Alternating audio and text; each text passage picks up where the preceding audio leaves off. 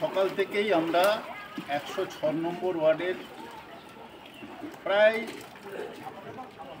60% এলাকা ঘুরেছি, বাকি 40% ঘোরা সম্ভব হয়ে ওঠেনি। এই মুহূর্তে আমরা রয়েছি হসপিটাল রোডে।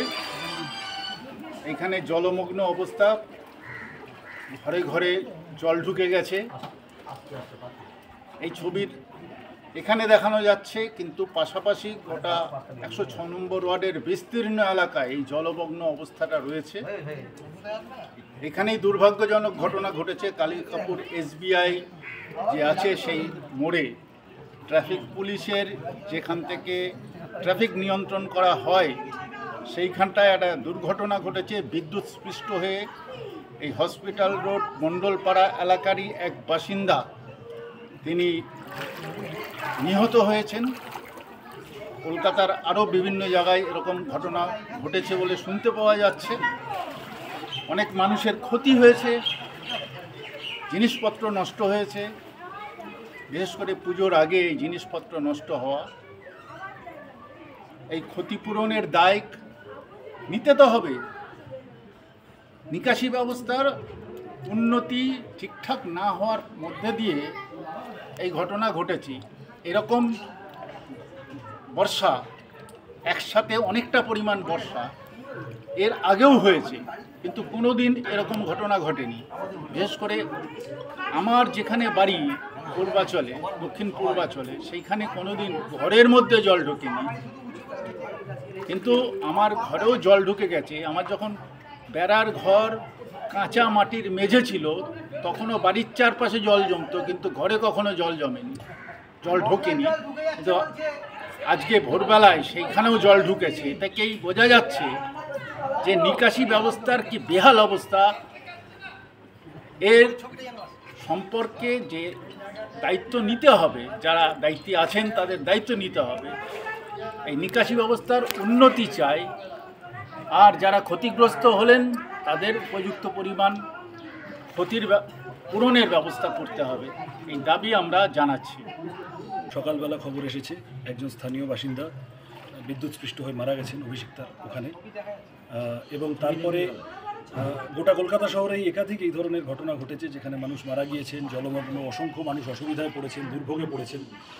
তো সেই সমস্তটার মধ্যে দাঁড়িয়ে আপাতত দ্রুত জল নামুক, পৌরসভা প্রশাসন তারা বন্দোবস্ত নিক।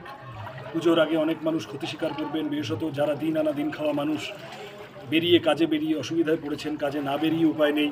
ছোট ব্যবসায়ী যারা দোকান যাদের আছে, জল ঢুকে গেছে, এদের রুজি রুটির একটা সংস্থান অসুবিধা হলে তো সেটা ভালো হয় না।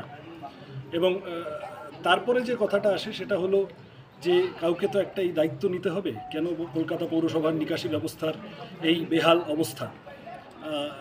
এর আগেও বৃষ্টি হয়েছে এইরকম কলকাতা শহরে, কিন্তু কোনোবার জল জমে না, এমন সব এলাকায় এইবারে জল জমেছে, এবং সেই জল কখন নামবে, কিভাবে নামবে কেউ জানে না। আমরা আমাদের পার্টি কর্মীরা, রেড ভলান্টিয়াররা তারা সহযোগিতা করবে। যে কোনো প্রশ্নে, যে কোনো দরকারে মানুষ আমাদের এলাকায় যোগাযোগ করতে পারেন। আমরা সব আছি। আজকে এই যাদবপুর বিধানসভার 106 নম্বর ওয়ার্ডে সকাল থেকে ঘোরাফেরা করছি।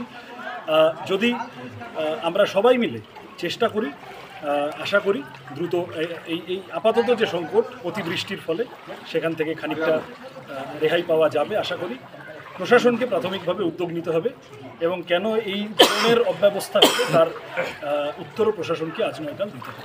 দেখুন, পুজোর আগে এতগুলো পরিবার তাদের প্রিয়জনকে হারালো, এই ঘটনা অত্যন্ত দুর্ভাগ্যজনক। কিন্তু যেভাবে মাননীয় মুখ্যমন্ত্রী সমস্ত দায়ভার CESCর উপরে ছেড়ে দিতে চাইছেন, সঞ্জীব গোয়েঙ্কার উপরে ছেড়ে দিতে চাইছেন, এইভাবে দায়িত্ব ছেড়ে পালানো যায় না। আজ ভারতবর্ষের সমস্ত মেট্রোপলিটন সিটিতে তার এইভাবে ঝুলে থাকে, যেভাবে কলকাতাতে আমরা দেখি সেইভাবে কোথাও তার ঝুলে থাকে না। আর বন্যা হলে বা প্রাকৃতিক দুর্যোগ হলে জল জমবে, এটা অত্যন্ত স্বাভাবিক, সব শহরেই জমে। আমরা তার জন্য এই মুহূর্তে কাউকে দোষারোপ করছি না, কিন্তু প্রশ্ন হচ্ছে ব্যাঙ্গালোরেও তো জল জমে, কিছুদিন আগে হায়দ্রাবাদে জল জমেছিল, কোথাও তো আমরা দেখিনি যে ইলেকট্রিকের তার ছিঁড়ে মানুষের মৃত্যু ঘটছে। কেন কলকাতাতে বারবার হয়? 2 বছর আগে দুটি বাচ্চা তাদের জীবন হারিয়েছিল, আমি তাদের বাড়ি গেছিলাম। কলকাতা জুড়ে এই যে অব্যবস্থা, এর জন্য দায়ী কে? এই সঞ্জীব গোয়েঙ্কাদের সাথে সম্পর্কটা কারা রাখে, কারা সঞ্জীব গোয়েঙ্কাদের কাছ থেকে ভোটের সময় টাকা নেয়?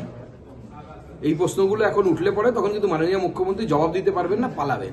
সেই জন্য দায়ভারটা নিতে শিখুন। সবসময় লোকের ঘাড়ে দায় চাপিয়ে দেবেন, কখনো রামের ঘাড়ে, কখনো শ্যামের ঘাড়ে, কখনো যদুর ঘাড়ে, এটা চলবে না।